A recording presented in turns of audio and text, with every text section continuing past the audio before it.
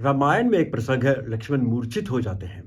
दवा चाहिए तब त्रेता युग था, इसलिए ना तो कोई अस्पताल, ना डॉक्टर, ना मेडिकल स्टोर। तो हनुमान जी क्या करते? वह उस पहाड़ को ही उठा लाए जहां संजीवनी बूटी उगती थी। वैसे ये महज इत्तेफाक ही है कि मैंने पिछले वीडियो में भी भगवान राम का जिक्र किया था। वैसे ये इत्तेफाक बेवजह भी नहीं है, क्योंकि आजकल भगवान राम की जय जयकार है। और ऐसा लगता है कि या तो हम राम राज्य में आ चुके हैं या राम राज्य बिल्कुल करीब है।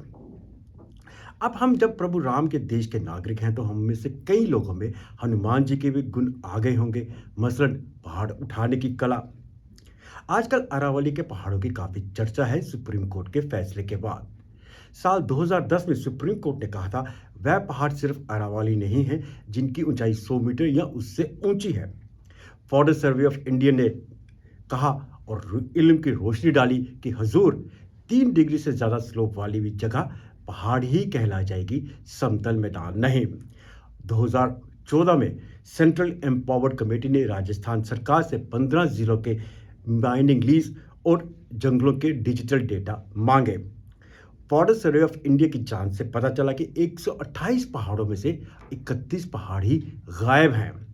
इस पर अदालत ने पूछा, अगर देश में पहाड़ ही गायब होने लगे तो आगे क्या होगा?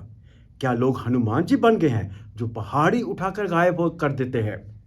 अब हुजूर, जिस देश में हजारों लाखों करोड़ लोग गमन कर जाते हैं बिना डकार मारे हुए, जहां लोग बैंकों से उड़ाया हुआ माल लेकर विदेशों में बस जाते हैं और आप काला धन वापस लाने के भजन सुनते रहते हैं, उस देश में 30 पहाड़ गायब हो जाएं तो हैरानी की क्या बात है?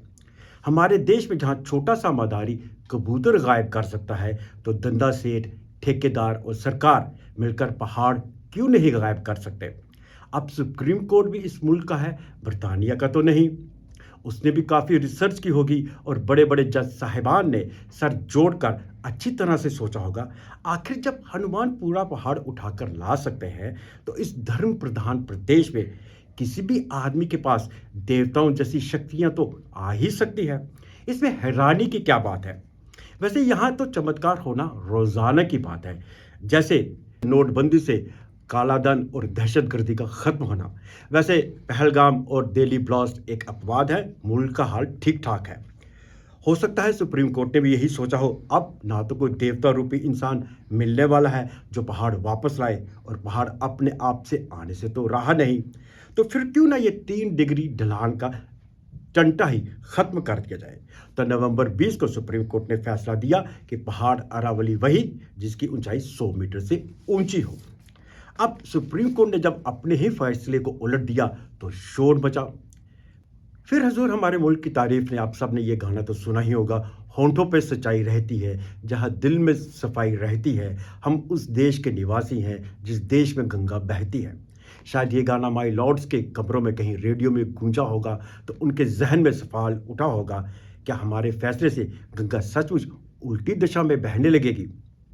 क्योंकि अगर आज पहाड़ बड़ी भाषाओं से गायब हो सकते हैं, तो कल सच संविधान से भी गायब हो सकता है। तो सुप्रीम कोर्ट ने अपने फैसले पर स्टे लगा दिया, यानी कि ये तो अर्ध विराम है, पूर्ण विराम नहीं। पर हजूर, ये तो बात आप सब मानेंगे, मदारी का खेल और चमत्कार मेले तक ही अच्छे लगते हैं, न्याय के मंच पर नहीं।